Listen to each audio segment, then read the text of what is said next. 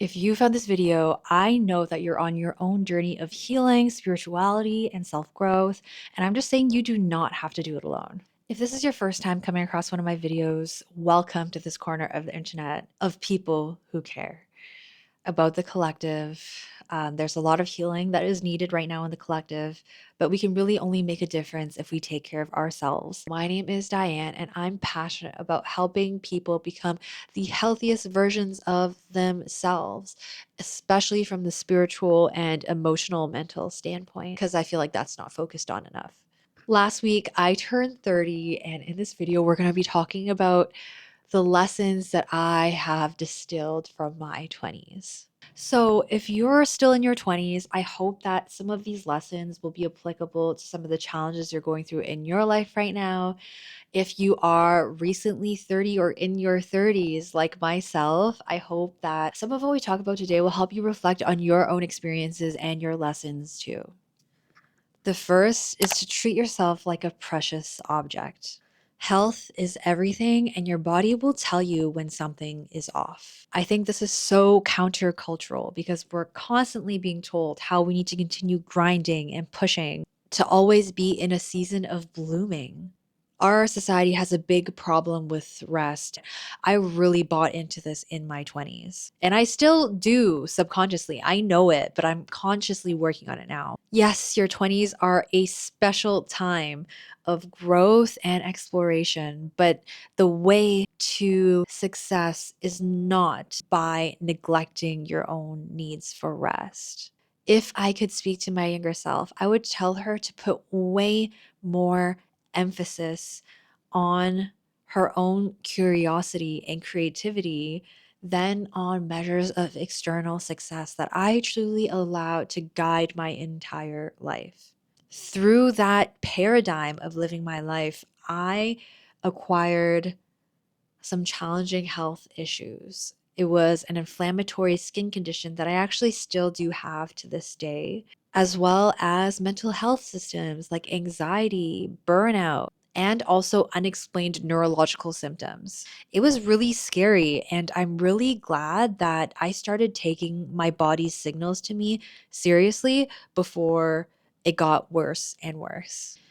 So I really encourage you to ask yourself questions like, what practices do you have for relaxation? Yes, relaxation is a practice, something that we need to do intentionally over and over again to maintain our nervous system in check.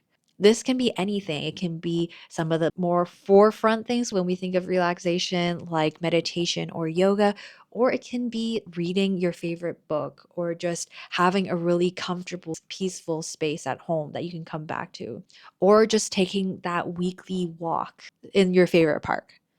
As we enter the new year, I really encourage you to just take a look at the past year and take note of what worked and what didn't for you. And really do your best to adjust your life to minimize or eliminate stressors. Of course, this is not possible with all things. There is those two components of the stressor itself and our relationship to the stressor. Sometimes, if we can change the stressor, remove ourselves from that situation, you have no obligation to continue doing something that doesn't work for you. So do it. In other cases, we cannot remove that stressor, and we really have to double down on our relationship to the stressor. One thing that I've leaned into really heavily for the latter, that eventually helped me to change my external circumstances, and I'm just talking about my job that was really stressing me out previously, was the teachings of Buddhism and yoga, and learning how to see my problems from a different, wider lens of perspective. Life is short, and it's up to us to decide what meaning to make from it, whether that job and the money, the security that comes with it, is really worth the dysregulation it's causing in your body.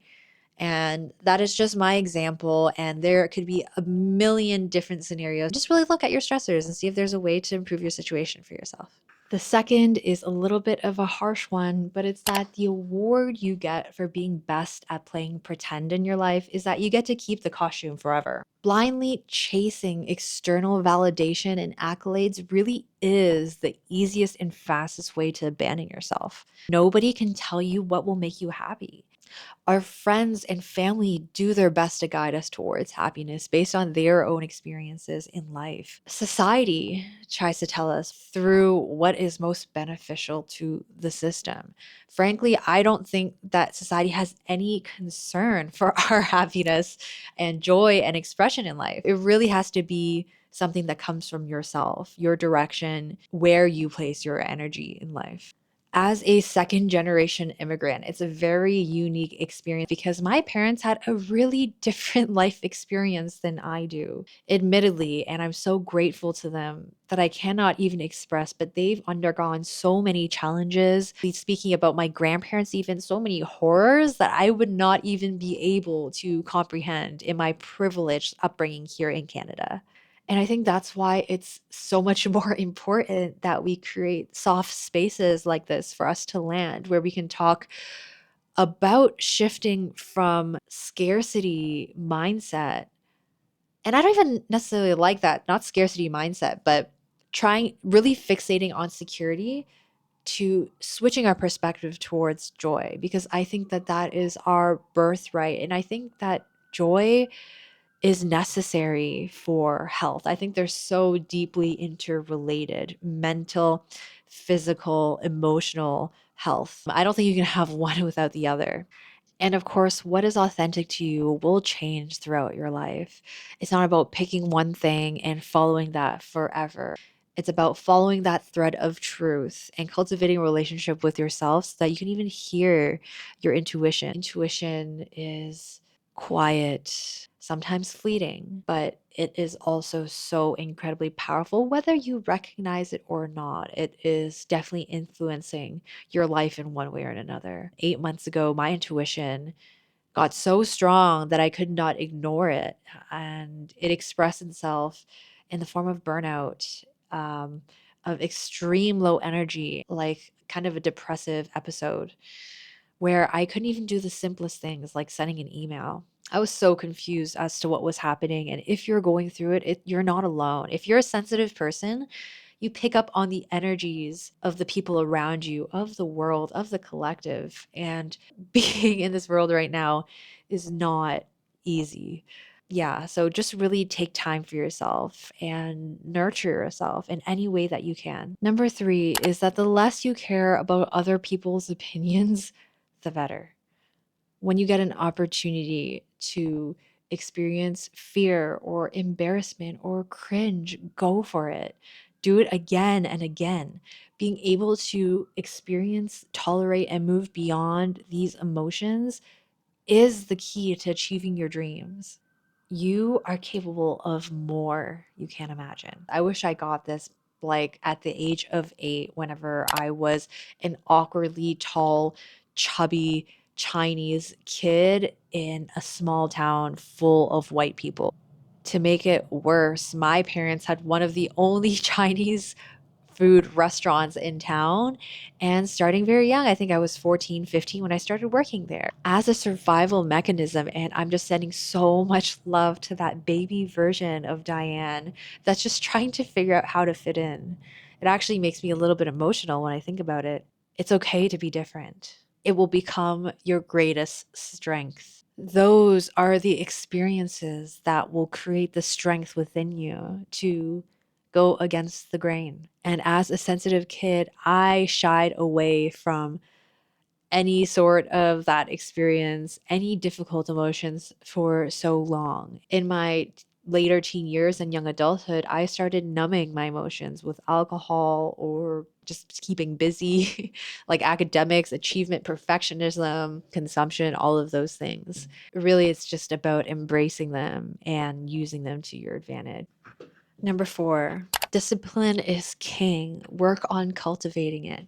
And it can be so easily wasted if you don't know where you stand in terms of your values and what's important to you. Get clear on your values and desires in life, not your friends, your families, cultures, sooner rather than later, and apply discipline accordingly. Discipline for the sake of discipline, of being busy, of achieving, feels really empty when you don't have that purpose guided by your values, your knowing of yourself. For me, this concept and this lesson is very closely linked with masculine and feminine energy. We're not just talking about like the genders, we're talking about the energies that are present within each and every one of us. The masculine energy being connected to doing and accomplishing in life, whereas the feminine is more about being and receiving and intuition and creativity. And I just recognize how much this world emphasizes the masculine and tries to erase the feminine energies. We all have a capacity to cultivate different energies within us. I just had a really deep calling to reconnect with the feminine side of myself, with my creativity and my intuition. And a lot of us, I think, are having this right now because the feminine is having such a huge uprising right now. Power is being redistributed. And of course, the powers that be are going to try to stop things from changing, to maintain the status quo of how things were before. And of course, we are seeing that. We have to remember that at every point, we make so many decisions in our lives that nobody can control. We still have the power to choose how we want to change and grow, what we want to spend our time and energy doing in life. And this is how we can reclaim our power and balance out the masculine, feminine energies in our life. And again, there are so many ways to balance this out, but meditation, I think, is incredible because it's a state of receiving. Creative practices. One of my favorite creators on YouTube is Sarah Verba. She has these incredible practices and talks about intuition and astrology and being in connection with nature. I think spirituality is also a beautiful part of the feminine energy that you can connect with through nature and your understanding of your place within the whole, whether we talk about, our community or the larger community of the cosmos. And number 5 is that what I self perceive as being moody or demanding for myself is actually healthy. As a person who really values harmony and can be over considerate at times, high people pleasers, I can tend to quietly silence myself and my needs.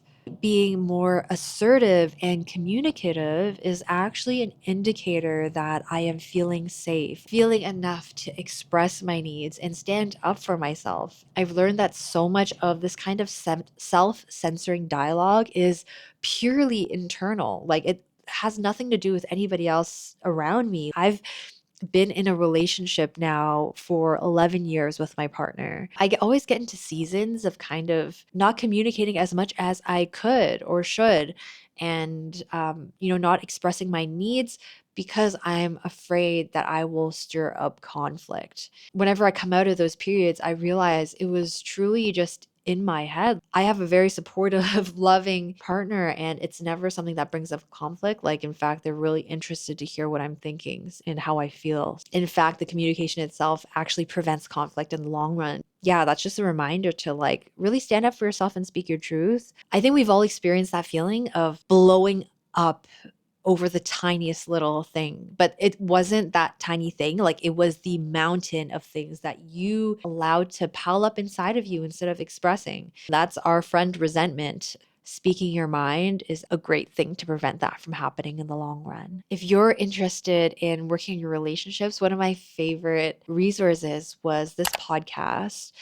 called Small Things Often. I just love that idea because really it is through small things often that we're able to make a change, not big things once in a while. This was just a great way for me to take in relationship tips and check out things that I wanted to try in my own relationship. I highly recommend checking that out. And my final lesson of my 20s was really about letting some things fall away in service of the bigger picture. When we're charting out our lives, we're told to think about our ideal life, what we would like to have. Maybe it's like material things, that perfect partner, or that perfect home. When you think about what you have, you think about what you need to do to get there. That is that second piece of the equation, is the doing.